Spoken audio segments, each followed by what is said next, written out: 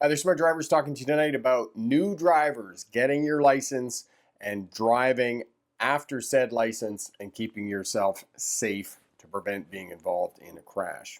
Today we're talking about new drivers, we're talking about defensive driving, and asking the question of, is it really that much different after you get your driver's license and start driving on your own? And yes, it is different because now nobody is telling you where to go, left and right, and those types of things. So know that it is going to be different when you're driving on your own. It's empowering. Yes, you want to do some great stuff. You want to go places where you can, and you have the freedom of transportation. But there are responsibilities that come with that empowerment and freedom. I'm always trying to get my controls back up here. There we go. Okay. For those of you new to Smart Drive Test, my name is Rick August. I was a truck driver in the 1990s, became a licensed commercial driving instructor in 1997. Graduated from the University of Melbourne in Australia in 1997 with my doctorate in legal history. And while I was going to university, drove buses for Greyhound, one of the regional bus lines in Australia. 2015, 9 years ago now, started the online YouTube channel, the business, and it has been wildly more successful than I could have imagined. So if you want to know more about me, check the autobiography out over at the Smart Drive Test channel. Some good stuff to have a look at as a new driver. Have a look at this video, The Real Learning Begins, and as well the podcast, New Drivers Defensive Driving. And these will give you skills and strategies to keep yourself safe as a new driver. All right, driving alone. We are duped by cars, and the same thing that wedding photography. We all have cameras in our pocket. We all think that we can take photographs. We all have cars in the driveway. We spend our whole life riding around in cars, and we think that we know how to drive. But the reality is that you are simply on the beginning of the path of learning how to drive. And if you have a little bit of trepidation around driving, that is a really good thing when you start out driving by yourself. For some new drivers, there's going to be some overwhelm. They're going to find it really challenging to drive by themselves, especially if they're in a large metropolitan city in Atlanta, Georgia, or Dallas, Texas, Los Angeles, Minneapolis, Minnesota, those types of places. It can be overwhelming if you're learning how to drive in a big city by yourself. And not only that, figuring out where you need to go, following directions on the GPS, keeping track of all of the traffic, because regardless of what people will tell you and not being distracted, there is a lot of details involved in driving. And as I say to people, driving's not complicated. It's just 4,273 little things, oftentimes sequentially, that you have to keep track of when you're driving. Space management. This is the first tool that you need to put in place to keep yourself safe, okay? Following distance and braking. You need to have that 3 to 4 second following distance all the time, because if you have space in front of your vehicle, you have time, and if you have time, you have options, and options prevent crashes. Turning, stopping, downhill speeds, unexpected events. These are the only times that you should be using the brake. If you're using the brake to control space in front of your vehicle, you are too close to the traffic in front. And when you come to a stop in traffic, as you can see here in the image, you should always be able to see the tires of the vehicle in front making clear contact with the road surface. That's your landmark for knowing that you are one vehicle space behind the vehicle in front of you. And if you can do this, this is going to be a defensive strategy against getting tailgated when you're sitting in a queue of traffic. Know that and keep that space at all costs. Aggression and honking, social driving. We've talked about this again and again and again. Driving is a social activity, and you need to get along with other people. Unfortunately, there is a great deal of peer pressure to hurry up and go. Not only that, other drivers are going to police you, and if you do something wrong, they're going to tell you in no uncertain terms by honking, giving you the finger, following too close, and whatnot. So focus on what you're doing, because other drivers have three choices. They can run into you, they can wait for you, or they can simply go home. Just take a deep breath, focus on what you're doing, and let them go and have their crash somewhere else. All right, freeways and motorways. On highways, stay out of the clusters. All right. Know what continuity lines are. Continuity lines are road markings. They're white. They are half the length of normal dividing lines and twice as wide. Continuity lines tell you that the lane that you are in is either going to exit or end, and you need to do something. You either need to change lanes or you need to get off at that exit rather. Okay? All right, left turns. If you're going to get into a crash, it's probably going to be at a left turn. And we're hoping that if this is an unfortunate event that does happen to you, that it happens in the city at lower speeds, not out on the highway where the speed is 80 or 90 kilometers an hour or 50 or 60 miles an hour or even higher. So that's what we're hoping. Stay out of the intersection when you're making your left turns. Don't get pressured to go into the middle of the intersection. Stay back at the edge of the intersection before making your left-hand turn. Many new drivers misjudge the gap, and if you're having any difficulty with judging the gap for a safe turn on a left turn, take somebody with you who is a veteran driver who can give you some help with that, because this is an experiential thing. The other piece is that you are going to need 4 to 8 seconds to successfully make a left turn at a multi-lane, 2-lane, multi-lane intersection. All right? If you're not sure, go to the intersection, stand there, and count how long it takes, excuse me, a vehicle to arrive at the intersection, and figure out how far away they are, because all of this, as I said, is experiential, but it's also measuring time. So know that. And if you're waiting at the intersection to make the left-hand turn and the light turns yellow, you need to proceed through the intersection with your turn. But before going, double, triple check that oncoming traffic has in fact stopped before proceeding. All right, that somebody's not blowing the red light. Social driving, we've talked about this. The pressure of hurry up and go is real. Speed limits. The flow of traffic. If you are not comfortable keeping up with the flow of traffic, which is always more than what the posted speed limit is, do the posted speed limit and stay in your lane. Okay? Know where stop signs are. Know the layout, the urban layout of a city, that at minor roads, they're going to have stop signs with that meet when they meet major roads. Okay? Following too close and failing to give way. These are the top reasons for crashes. And speeding as well, but I tend not to rely too heavily on speeding as crashes, as the cause of crashes, because there's too many definitions of speeding. However, many crashes happen because drivers are exceeding the speed limit, a safe speed limit for the conditions of the roadway at that time. Many drivers, single vehicle crashes happen at night on 2-lane country roadways because drivers are driving too fast. Oftentimes they're inebriated, they've had something to drink, they've been smoking marijuana or whatnot, and they're driving too fast for conditions and lose control on a curve, a corner, or a turn. So know that is where most fatal crashes are going to happen. All right, tools and tips. Things that you should maintain as habits of driving. Shoulder checking, shoulder checking, shoulder checking. As we know, those drivers that say to me, I have my driver's license, I don't need to learn anything more, or take me off the mailing list for the newsletter and those types of things, that these drivers will be participating in social driving within 3 months of getting their license. They will be doing everything that every other driver on the roadway is doing, and hopefully within that first 4 or 5 years, it's not going to come back and cause you to be involved in a crash. So, shoulder checking every time you change directions of the vehicle. Signaling every time you change directions of the vehicle. Maintain your 3 to 4 second following distance in front, and stop in traffic so you're 1 vehicle length back from the vehicle in front of you.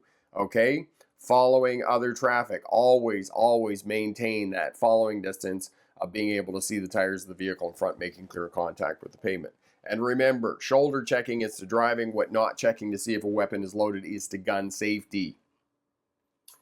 And if you're not sure about that, just ask Alex Baldwin, okay? You would never pick up a weapon and not check to see if it was loaded before handling it. Why on any planet would you drive a 2,500-pound vehicle at speed, change direction of the vehicle, and not check to see if somebody was in your blind area before moving that vehicle?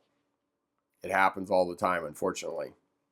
All right, communication, signal every time you change directions of the vehicle. The position of your vehicle on the highway communicates intent. If you're in the left turning lane, you're probably going to turn left.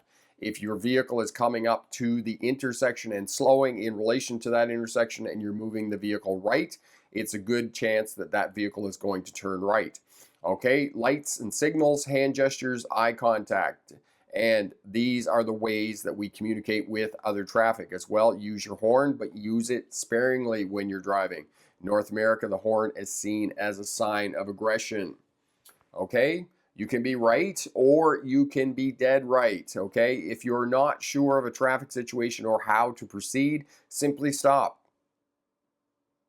Just stop, because the traffic will change within 20 seconds, and then everybody else will just sort out whatever they're doing, and then you can proceed. Okay? The right of way is always given. It is never taken. You cannot take the right of way. If you take the right of way, you're probably going to be involved in a crash. All right? Ragamuffins. I saw this. I made this little thing up here, and I put it up on the community tab every now and again. Yesterday while I was walking, I saw a pimped out Jeep make 2 risky lane changes in less than 2 blocks. And this was while I was walking down to my kid's school one day. Not surprising, when the vehicle stopped at the traffic light, it had a brake light out and was adorned with an N placard. In some provinces here in the province of British Columbia, if you're a novice driver, you have to have the N on the back. In England, I believe it's a P, which means probationary. And I believe it's Ps in Australia as well. So some places do require you have to have learner stickers and probationary stickers on your vehicle. And know that if you're doing this and you're speeding in traffic and you brake lights out and your vehicle is noisy because the muffler or the exhaust system doesn't work and whatnot, that you stick out. You stick out. And as one of Tim's favorite sayings, who used to be an RCMP constable, his favorite saying was, the nail that sticks up is the one that gets hammered. Okay? And if you're doing this in town, you are going to get pulled over by police. It's just a matter of time. All right, so good luck on your driver's test, and remember, the best answer, not necessarily the right answer. How do you do that? How do you keep yourself safe after getting your license? Because as a new driver, a young driver in that kind of 16 to 20-year-old age bracket, you are at the highest risk of being involved in a crash. And I can tell you right now, the place that you're most likely to have a crash is at an intersection executing a left-hand turn. Know where the danger areas are and keep yourself safe when you're driving so that you're not involved in a crash and don't end up in the hospital as a young person and having this very traumatic event, because this is what it is if you get involved in a car crash, one that is probably going to be fatal and cause severe injury and long-term convalescence. What I mean by convalescence is healing, getting better, getting back to doing what you need to do in your life. Let's prevent that happening.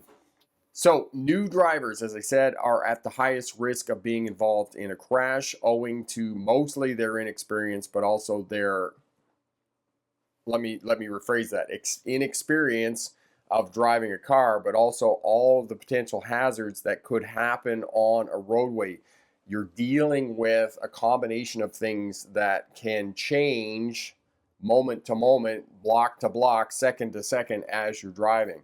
Light, weather, the driver, the vehicle, traffic, and the roadway. Those 6 things in combination can change, and one moment a hazard will not pose a problem to you. In another situation, it will be completely dangerous, and new drivers without a lot of experience can sometimes misinterpret those hazards on our roadway, and it consequently causes them to get into a crash. We're going to give you some information today where to pay attention, where to really know what you need to be doing when you're driving, especially through intersections, because as we know, more than 40% of crashes happen in intersections. 2-lane country roads are also places where most fatal crashes happen. So know that. Drinking, smoking marijuana, yes, it's legal in most places now, but please don't do it. And I'm going to advocate that you sign MAD's contract for life, which Corey will put up the link for that. Excellent tool. It's simply an agreement between you and your family or friends that if you're out drinking and you can't get home, excuse me, that you can call anytime, anywhere. They will come and get you, no questions asked, no punitive action, those types of things. And the nice thing about contract for life is it's a reciprocal agreement between you and the other party, whether that's your parents, your uncle, your aunt, your good friend, whatnot, that you will do the same for them. That if they had too much to drink at a party and they need a ride home, they can call you and you'll come and get them as well. So, MADS contract for life. Sign it, use it as a tool, open up the discussion, because do not drive inebriated in this day and age. There's just no excuse for it. New drivers, that's what we're talking about today. The other piece about this is, please don't be one of those drivers that's like, oh, I got my license, I don't need to learn anymore. Because unfortunately, that attitude is more pervasive than we would like to think it is. It's just unfortunate that many new drivers believe that getting their driver's license is the high benchmark to their driving career. It's all they need to do. It's all they need to learn. And many of the haters on the Smart Drive Test channel who leave comments, those are the people who are leaving the comments. The people that have never taken a defensive driving course, never taken any driver education after getting their license. They got their license, they read the driver's manual, they took a few lessons with a driving instructor, and they did not engage in any more professional training after that. Please do not be one of those people on the roadway, because there are so many things to learn and so many things to know when you're driving. And the shortcut to experience is education. The more education you can get, the better driver you're going to be, and the more that you're going to significantly reduce your chances involved in a crash. The other piece, and we've talked about this throughout live streams in the last few weeks and those types of things, is that you're going to be duped into thinking that you are a good driver, because nothing happens. In the lifelong driving career of 3, 4, 5 decades, that most people are going to crash 3 or 4 times. Okay? They're only going to crash once every 15 to 20 years. In that time span, you get duped into thinking, oh, I'm a good driver, I've never had a crash. Not having a crash becomes the benchmark for whether you're a good driver or not. And that is not true, because driving is a social event, and maybe you're a terrible driver and other people have just been kind of looking after you when you're out there doing things wrong in the driving environment and compensating for your errors. So you haven't been involved in a crash, and then one day it just comes back and bites you in the ass where you do get involved in a crash. So the defensive driving skills that you're learning are not going to save you today, next week, next month, 6 months from now, 6 years from now. But if you put in place the habits and skills and strategies that will make you a safer, smarter driver, they may prevent one of those 3 or 4 crashes over your lifetime, because it only takes one to have long-term impact on your life. All right. Emily had a run-in with a driver who sped through a 4-way stop today. What did they do at the 4-way stop? Because people do all kinds of goofy things at 4-way stops, which is interesting. Skinner, still learning highway driving, a bit overwhelming. Yes, and at the beginning it is, because there's a lot going on. You're driving at much higher speeds, and intersections, curves, corners, turns, those types of things, other traffic coming in and out off the roadway and whatnot. So all that's going to happen. Skinner, how to be patient. You have to know they right to go. Yes, can't talk more about going in and out of parking lots. Yes, we can talk more about that for sure.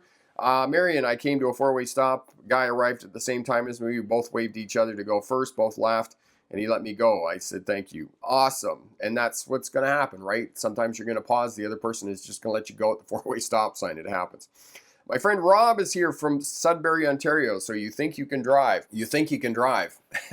You just got your license. It's the high benchmark of your driving career. You're 17 years old and you think you can drive. And that's exactly it. That's exactly what we were talking about, is you think you can drive. But the reality is you can't. There is so much more that you need to learn and do in driving. After I got my 365, I was like a dog who broke his chain. Yes, indeed. There you go. Oh, and the other piece about this, here you go. We were talking about this last week during the live stream about the brakes failing on your car, that the brakes will not fail on your car. Lo and behold, I must have talked about it. I must have cursed the buggy, because we came back down the highway, course, I'm bombing down the highway at 110 kilometers an hour, which is about 68 miles an hour. Get off the exit at the exit to come into town. Push the brake pedal down, and the brake pedal went right to the floor. Not like right to the floor, but it went almost to the floor. And I was just like, it just went down and then it kept going. Whereas normally when you put your foot on the brake pedal, it just kind of goes and then the vehicle starts to slow. But the brake pedal just kept going down. And I was like, what the heck is going on? And so we're driving home. And a couple of times it was like, pushed it down and then pumped it a couple of times. But then as soon as I pumped it, it would grab. So the brakes weren't doing what they were supposed to be doing. But they still worked. And I got home and put the car in the garage, and then I realized that the back right wheel, the hose, the hydraulic hose into the brake chamber has let go, and there's hydraulic fluid all over the tire. But the brakes still work fine. You can still drive it. But I called the shop this morning, and trust me, I'm not driving it around, going run errands and those types of things because it's not safe. I'm going to get up in the morning early and drive it to the shop and have them fix it because obviously the line has broken, the hydraulic line or something in there is broken. But it still has brakes. You can still get it stopped, right? And the other piece about it, we talked about the reasons that brakes won't fail is because they're divided into two independent brake systems, right? The front brakes and the rear brakes. And if the rear brakes fail, the front brakes will still work. And if the front brakes fail, the back brakes will still work. And if all of that fails, you still have the parking brake that you can use as an emergency brake. And many people use the vernacular, they call it the e-brake. It's not the e-brake, it's the parking brake, okay? First and foremost, it's the parking brake. In the event of an emergency, then it becomes the e-brake or the emergency brake, but it should be known as the parking brake for the most part. Didn't have to resort to the parking brake, the brake still worked, just pumped them a couple of times and got the braking back, but it is leaking on the back and I have to take it in. So, interesting, I was talking about that last week. The buggy must have overheard me talking about the brakes failing. Carmen, the right of way is given, never taken. That's some great advice. Awesome. Happy to hear we can help out. Driven in a while due to suspension. Skinner, that's unfortunate that you got a suspension. And talking about parking lots, go slow, be observant, because you're dealing with not just cars, but you're also dealing with drivers who are trying to execute slow speed maneuvers. And as we know, slow speed maneuvers are one of the things that are missing, in my professional opinion, on driving tests. And in the province of Ontario, just to underscore that statement of what I just said about slow speed maneuvers not being emphasized enough on driving tests, in parking lots, now you have drivers who don't really know how to do slow speed maneuvers and do parking well. They're in parking lots trying to get in and out of tight spaces. And you could tell so many drivers do not do that well. They don't reverse well. They don't pull into parking spots well. And there's a lot of confusion. So give them a lot of space, okay? If the car's up there and you're 6 cars back, stay back there until they get the car out and they get it straight and get going again. So this is the other thing. Go slow, observe, give other vehicles that are pulling in and pulling out of parking spaces lots of space, because you are dealing with people who have any level of driving ability, and many times it's not very high, okay? So, Mallory was able to get the brakes fixed. I will be able to get the brakes fixed. They just didn't have time today at the shop, so I'll take them in tomorrow here. Vehicles that are pulling into parking spaces or pulling out of parking places, give them lots of space. Be observant, because children are with their parents. Sometimes they get away with them, those types of things. Know also that there are a lot of people, drivers, who are looking to get as close as they can to the door. People refuse to walk for whatever reason. Me personally, I try and get as far away as I can and then walk up to the door, walk back. Now, obviously, if I have a lot of groceries, I'm just going to bring the shopping cart in. So that's the other piece. People with shopping carts, if they're in a grocery store and those types of things, they're going to be wheeling around with their grocery carts and whatnot. So know that. So maybe you want to stay away from the storage sheds that they have in the middle of the parking lot with the carts and whatnot. The other day we went into the parking lot at Superstore here in town, And they had all the shopping carts. It was like the teenagers got out there in the middle of the night and put them at some weird place in the middle of the parking lot. So know that there's going to be some interesting obstructions. Take note of concrete islands in parking lots as well, because they can be kind of weird places that you run them over and whatnot. So lots going on in parking lots. They're very busy. As well, signal your intent. Shoulder check when you're in parking lots. That too will help you to navigate the parking lot and get to where you are going safely. Rob, maybe it's not the curtains. Maybe it's not, I'm moving back and forth with my head here, back and forth, and that kind of gets the weird sun on my face. Now, don't get me wrong. I am not complaining about the sun at all. I like it because usually here where we live in the Okanagan Valley, you get that just gray overcast all winter. So when we get a bit of sun, very much appreciative. And I just kind of go outside and I just go like this. And it's like, oh, it's sunny. Oh, nice sun. Oh, worship the sun. Because, I hate to admit it because it makes you sound a little bit weird, but seasonal disorder, I have a bit of that seasonal disorder. And by the time February comes, I'm just like, oh, please put me on a plane to a nice beach with hot sun. It's just, I just need some vitamin D by the time February comes. Use turn signals. Yes, absolutely, Skinner. Thank you for that.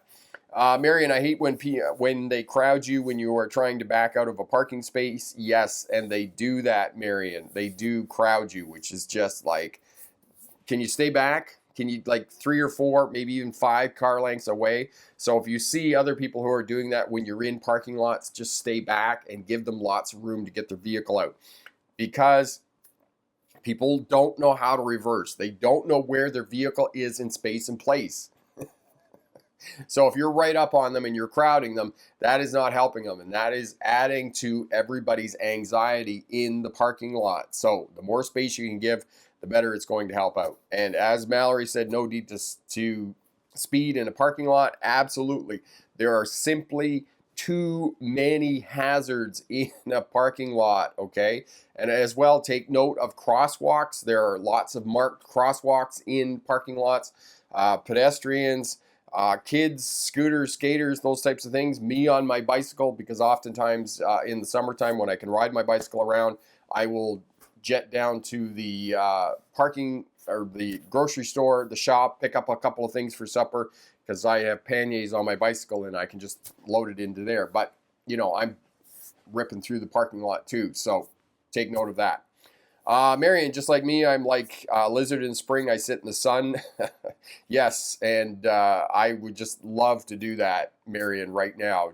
But I was out walking the dogs today. It was a little colder today, but the sun was out, which was just magic. Just magic. Wearing my sunglasses and just like sucking up that vitamin D. Loving it, making me feel much, much better, as opposed to this fluey thing that's just dragging on here. All right. So new drivers, putting in place skills and strategies that are going to keep you safe and prevent crashes.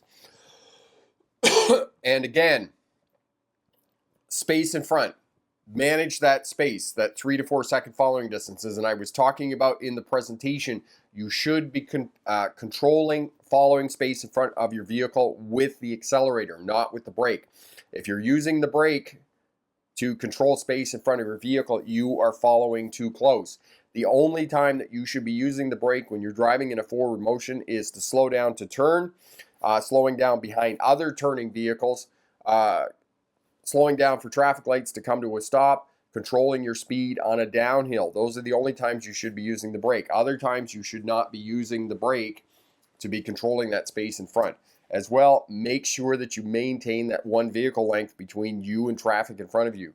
If you can put this skill in place in combination with signaling every time you change directions of the vehicle and shoulder checking every time you change directions of the vehicle, you are going to be significantly safer on the roadways, because we know as traffic safety specialists, people that do the work that I do, that within 3 months of getting your license, most of you, the high percentage, 80% of you are going to be participating in social driving, and you're going to be doing what everybody else out there is doing. Speeding, following too close, not signaling, policing other drivers, being completely reactionary, and you may get away with that for quite a number of years. But then one day you're going to be involved in a crash, and hopefully at that juncture, when you do get involved in a crash, that's when you're going to say, hey, maybe I need some retraining here and I need some skills and abilities. All right.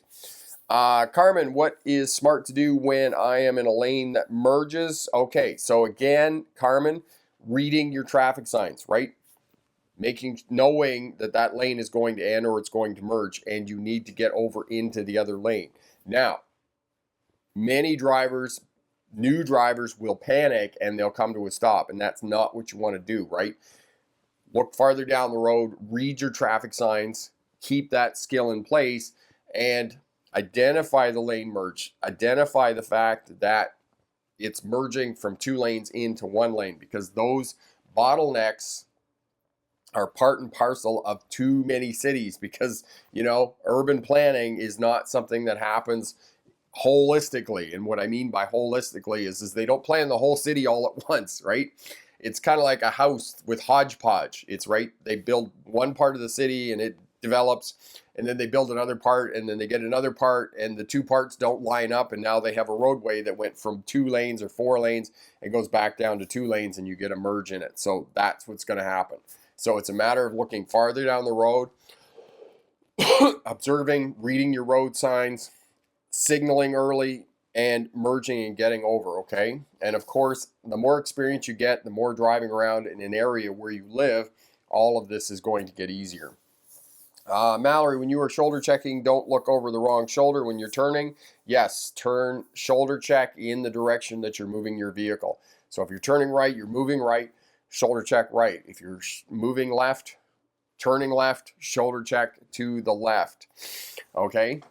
And as I said, many people lose this skill because when they shoulder check, especially on a left turn, they're like, well, there's a concrete barrier on the left side of the left turning lane, so why do I need to shoulder check? Vulnerable road users sneak in there. So some of the statistics that you need to know as a new driver to keep yourself safe are 60% of fatal single vehicle crashes happen at night on 2-lane rural country roads. So if you're out driving on a 2-lane rural country road, don't be drunk, don't be smoking marijuana because you're high and now you're inebriated and you're probably going to be driving too fast, and you are at an incredibly high risk of being involved in a fatal crash, because these places, 2-lane country roads, these are where most crashes are fatal due to the fact that people do not find you for some time, especially if it's the wee hours of the morning, like kind of midnight to 5 o'clock in the morning. Outside of that time, you're probably going to be okay. But midnight to 5 o'clock in the morning, it's not likely that somebody's going to find you. Now, it's getting better with cell phones and those types of things, but emergency crews still have to get to you and whatnot, okay? So if you do this where there aren't any vehicles or any houses or those types of things, it's going to be a long time before you get to medical attention. So not likely that you're going to survive this. The other place, 42% of crashes happen at intersections. So be especially attentive and careful at intersections. Signal your intent. Identify the hazards at the intersection. Map and track other road users. All right? Know that 42% of crashes happen at intersections. For new drivers just getting their license, curves, corners, and turns. That's where you're going to get into trouble when you're driving. So be especially careful. If you live in a place that gets winter, excuse me, and when I say winter, I mean snow and ice, not like Florida. Of course, they get winter, but it's not the same winter that they have in Minneapolis, Minnesota, for example. Know that you are going to be okay. If you have decent tires on your vehicle and you have a fairly new vehicle that has front-wheel drive, all-wheel drive, or four-wheel drive, you're going to be just fine in the wintertime. And again, it comes back to the same strategies and skills as a new driver, as a driver driving in the wintertime on snow and ice. All right? And that is maintain that following distance in front. Okay? Stay away from other things, because if you're not near anything, it's less likely that you're going to hit something. All right? And that's what this is all about. Defensive driving is not just putting in skills and habits that are going to keep you safe when other people make mistakes. It's also going to keep you safe when you make mistakes. Know that. All right, Genova. Okay, Corey, maybe you'll translate that for me. Push, I'm happy to say, and about to get my driver's permit. Think I know what I need to do, but always helpful. If I'm unsure, keep up the great work. Awesome. Thank you for your kind words, my friend. That is great. Good luck with that. Tia, the super bright high beams of night are a huge problem for me. I nearly blinded. It's so scary. All right. High beams, yes. Newer vehicles have incredibly bright lights. There is absolutely no doubt about that. What you need to do is, if people are not turning down their bright lights, or even if they have those new halogen lights that will burn the retinas out of your face, you need to look, excuse me, to the outside edge of the roadway. So look out to the fog line. Most roadways will have fog lines. The fog line is the white line on the outer edge of the roadway. So look away from the bright lights. Don't be looking into them. Look down and towards the fog line until the vehicle passes, and that will help you to preserve your night vision. But yes, you're absolutely right. New halogen lights at night are very, very blinding. Or people forget to turn down their high beams at night. That doesn't help as well. So you've got all of that going on at night.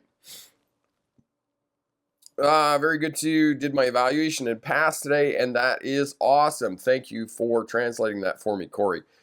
Genova, thank you for stopping back and letting us know. Buenos dias. Awesome. That is really great. Awesome. That's the little bit of Spanish that I remember from going to Spain. So, congratulations on passing your test. Really, really great news, my friend. Awesome, awesome. So, new drivers at the highest risk, you need to get the experience. If you can take a defensive driving course, I would strongly recommend taking a defensive driving course. Try and get as much experience as you can. If you are, please don't drink and drive, as I said. Okay, if you are drinking, as I said at the beginning in the introduction, MADS, Contract for Life, sign that. I believe Corey's put that up in the comment section here, is what I was trying to say. So MADS, Contract for Life, Corey's put up the link for that.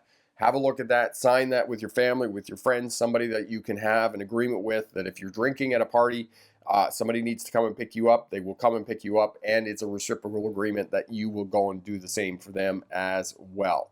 All right. 12 to 5 at night is the danger time of driving. Many people are fatigued. New drivers, you're driving. You're not really familiar with driving at night and driving fatigued. So know that if you can avoid driving at those times of night, that is going to keep you safe as well and reduce your chances of being involved in a crash. Marion, okay, I really struggle at night with the bright lights. And yes, a lot of people do, especially now in this day and age with bright lights. The other piece about that, if you can't see because your lights aren't bright enough, because talking about night driving now, the farther you get away from cities, the more you're relying on the headlights of your vehicle. Now, the lights on the buggy, I will say, are not as bright as I would like them to be. It's really tough to see at night. There are some highways and some roadways that you will get on at night, especially at this time of year when it's dark and it's overcast. Road line markings are getting rubbed off with the sanding and the salting of the roadway because of snow and ice and whatnot. You need to look for the landmarks, excuse me, to figure out where the roadway is going. That's first and foremost. Your biggest landmark of figuring out where the roadway is going is other traffic on the roadway. So follow other traffic, because most of the time, 99% of the time, other traffic is going to drive on the roadway. Signs along the roadway, utility poles, these are all landmarks of where the roadway is going. Okay, lane markings are going to help you out as well. Concrete medians down the middle of the roadway, all of this is going to help you to discover where the roadway is going, because this is what you're looking for at night. We lose 50% of our ability to see at night. And as one smart driver said some years ago, it's like driving on another planet. And it really is. It really is. In the daytime, The Highway 97 here in British Columbia, where I live, between Vernon and Kelowna, super easy highway to drive on. Yes, it's windy and twisty because it's going through the mountains and it's a 4-lane highway, but it's a 4-lane highway, so it's easy to drive on. However, at night, that roadway becomes incredibly challenging to drive on because it is dark. It's dark.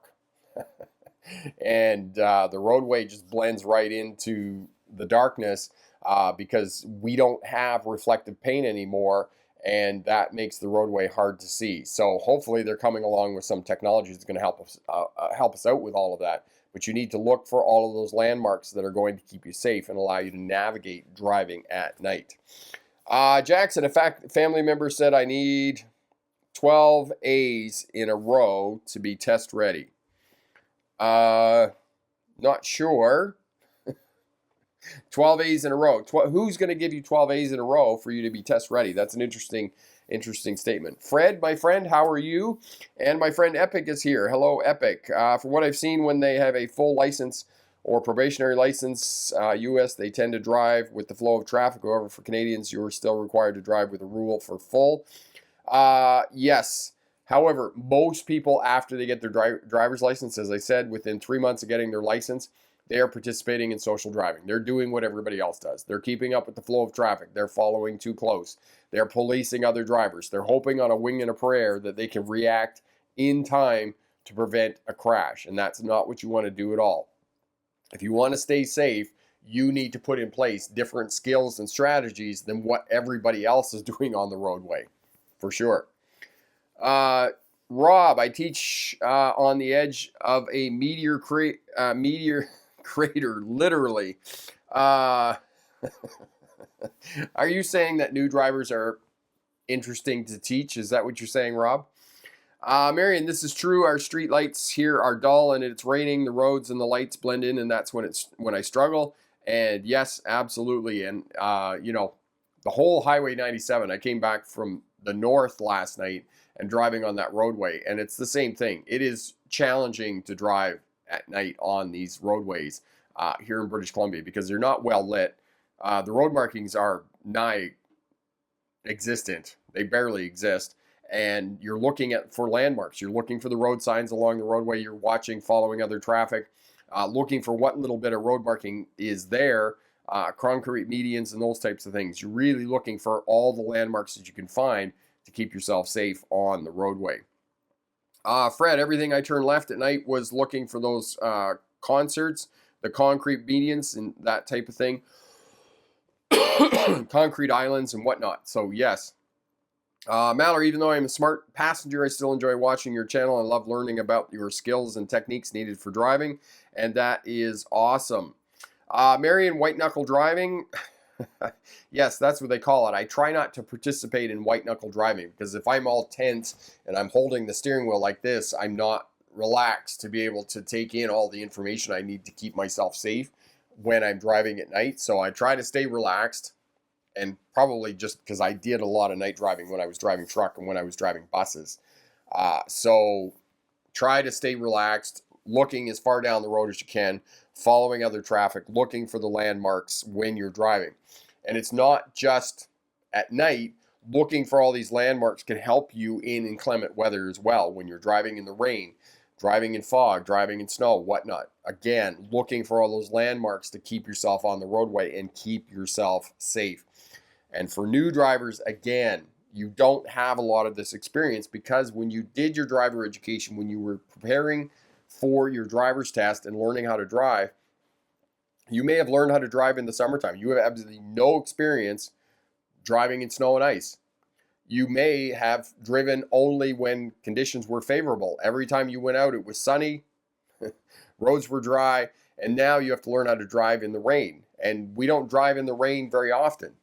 So this is a whole new skill set of learning how to drive in the rain and having the windshield wipers on, having the defrost on, keeping the glass clear and all those types of things. So there's a lot going on and a lot of skills that you haven't learned when you learn how to drive that will come with experience when you're driving. Rob, Sudbury Basin is the world's third largest meteor impact crater, so it's like driving on another planet, like they're saying about driving at night earlier. Yes, there you go. Okay, I did not know that about Sudbury. I knew it had been a nickel mine, but I did not know that it was the third largest meteor impact crater in the world. So there, I learned something.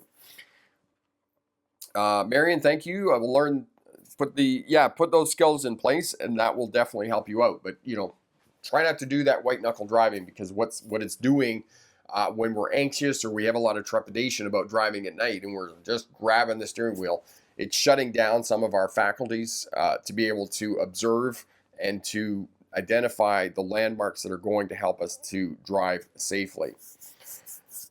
Know that what other people are doing, and this is the other piece about keeping yourself safe after you get your license.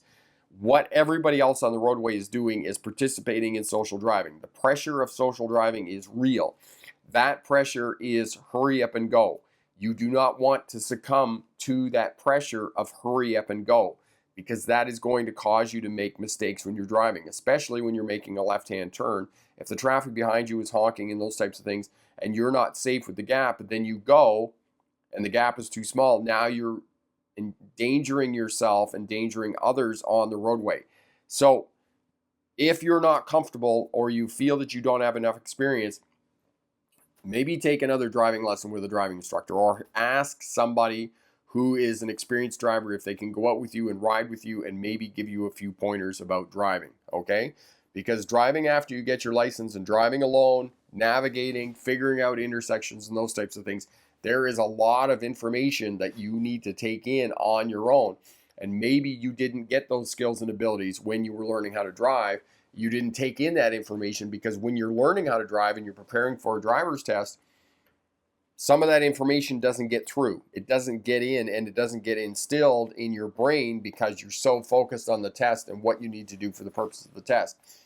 Once all of that's gone and all of that pressure of studying for the test is gone, then you can focus on keeping yourself safe when you're driving and focus on, putting in the skills, strategies, and habits that will significantly prevent you from being involved in a crash. So know that. Nope, I took my learners and drivers over January and March, which has nasty wet weather, so I don't mind the rain. And yes, exactly what Marion just said about taking her test in the late winter, early spring. I so encourage you to take your driver's test in the winter time and in the early spring and those types of things. You will be training in inclement weather, and that is going to make you a safer, smarter driver. You will have a higher skill set when you're driving on your own, for sure. And unfortunately, that is not the way that it happens. I know that that's not the way that it happens. That's because the busiest time of the year is June, July, and August, and early September for new drivers getting their license. That's just a matter of course.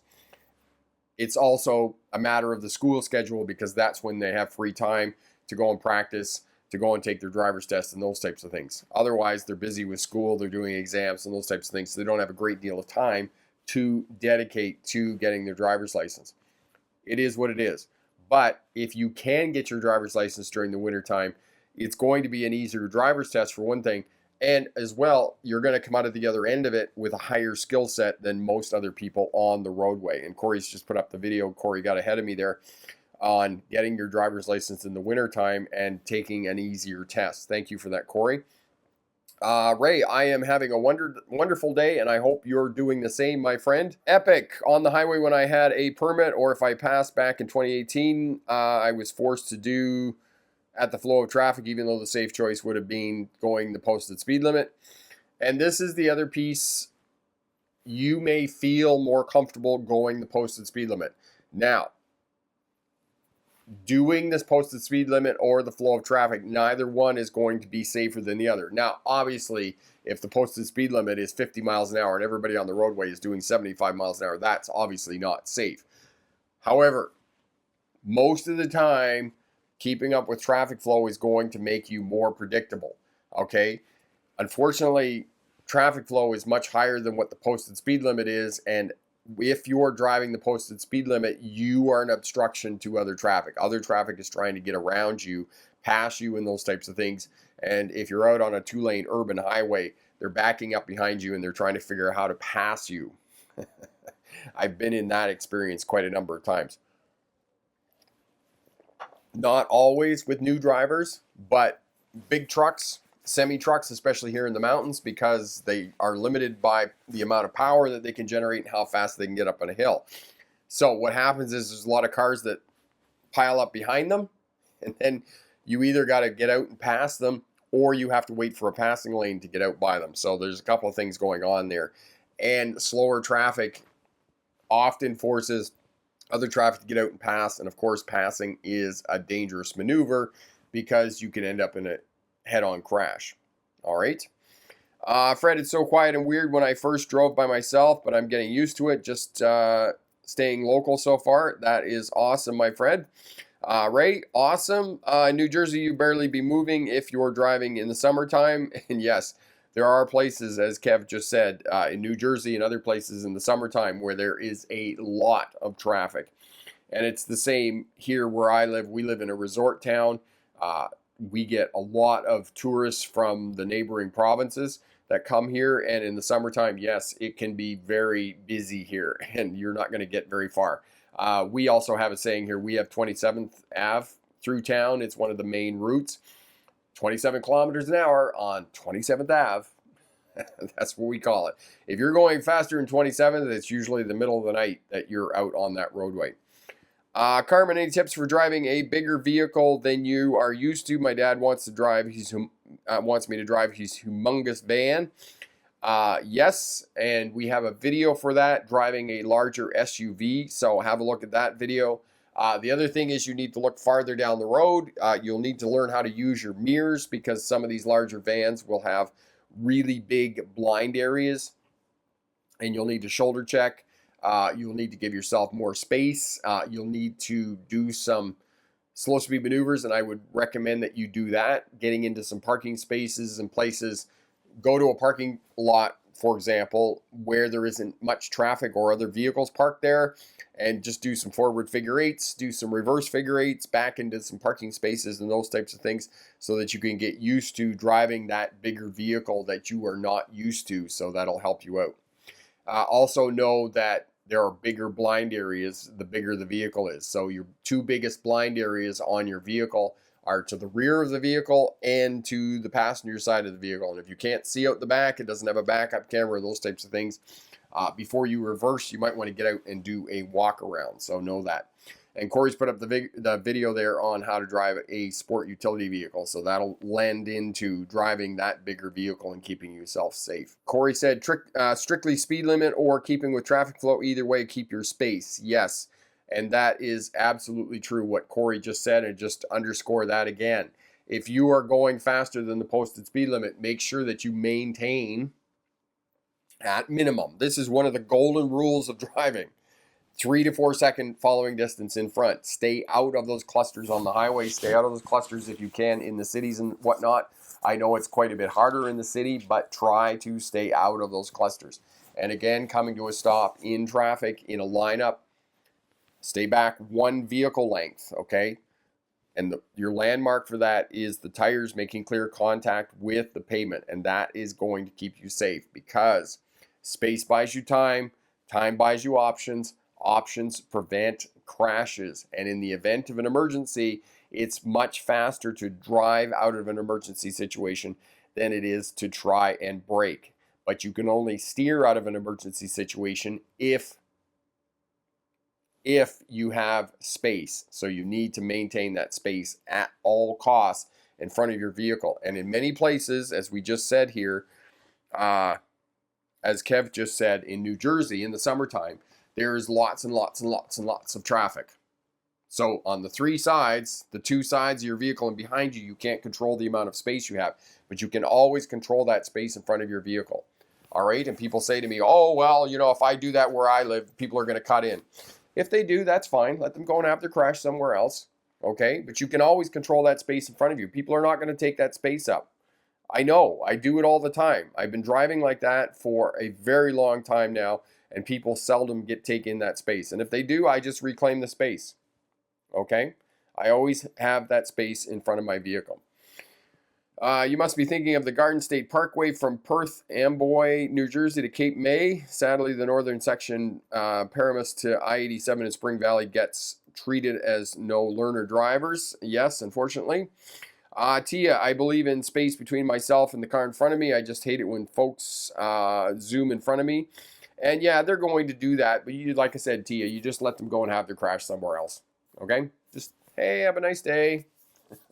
Go and have your crash somewhere else. You don't say that out loud, but you just think that. You just think, hey, just go and have your crash somewhere else. Because that's what's going to happen, right? And we do what we can to keep ourselves safe. Because that's what this is all about. Becoming a safer, smarter driver. And as I said, we're duped into thinking that we are a good driver. This is one of the things that social driving does, because other people look after us when we're driving. We make a mistake, and they slow down, or they wait for us, and they give us the right of way, and those types of things. So we know that you're only going to crash 3 or 4 times in 5 or 6 decades during your driving career. So you become duped into thinking, oh, wait a minute, I haven't crashed, therefore I must be a good driver. The bottom line is that you're probably not a good driver, okay? Social driving is just looking after you. So maintain that space, put in the habits, skills, and strategies that are going to keep you safe. Not today, not next week, not in 6 months, maybe not even in 5 years, but in 8 years, the habit and skill of shoulder checking every time you change directions of the vehicle is going to pull your proverbial bacon out of the fire and prevent a crash, okay? Because it only takes one crash to mess up the rest of your life, because if you're involved in a serious crash where you sustain serious injuries, it's going to take you a long time to convalesce, and unfortunately, you may never kind of be right again, okay? All right, Tia, coming from New York City and now living in the country, I've had to change my whole way of driving. I'm much more cautious. Awesome. Carmen, I'm having difficulty getting straightened out when parallel parking. Okay, probably, Carmen, what you need to do is just back up a little bit more and then pull straight forward, and that'll help you to straighten out. Kev, I filmed the Parkway and it was amazing, 75, 80 miles an hour all the way through. Caught it on weekday though. Awesome. That sounds like a lot of fun. All right, so we're going to leave it there for tonight. Thank you so much for a great live stream. Thank you so much for participating. If you're a new driver, just got your license in the last couple of weeks, congratulations. All the very best. Keep those strategies and skills in place that'll keep you safe, and don't succumb to the peer pressure of social driving. If you got a driver's test coming up in the next week or so, good luck on that. And remember, pick the best answer, not necessarily the right answer. Have a great night. Bye now.